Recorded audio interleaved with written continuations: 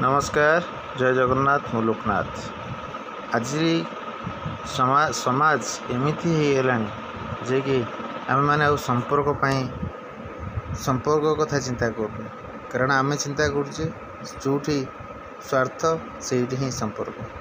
कारण आज दिन में जदि आम चिंता करवा भाविबा जे जो थिला जो सांग साथी माहौल सबू किसी आज धीरे धीरे धीरे धीरे लोप पाइबार लगी।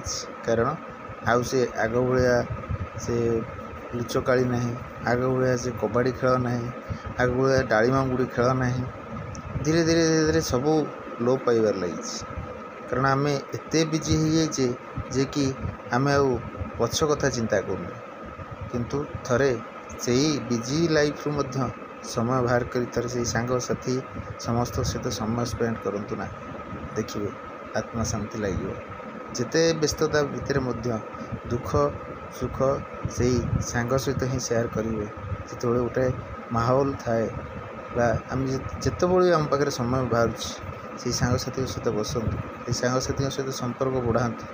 देखिए दिन आसो पाखे टंकाटे भी नथिले भी से सांग साथी ही तुम संपत्ति हो ठिया आउ जिते आम टंका पछरे सदाबें गोड़े ना, किंतु दिन आसो आम पाखे टंका थी आम पाखे ना सांग साथी कहीं नथिबे आज्ञा, कहीं नथिबे। ठीक कि भूल विचार आपण मान करिवे आज्ञा। जोटा मोर अंतर कथा मैं कहली। जदि आपन को भल लगी निश्चित लाइक सब्सक्राइब करेंगे, मो चैनल को सब्सक्राइब करेंगे। एति मोर अनुरोध। जय जगन्नाथ। नमस्कार।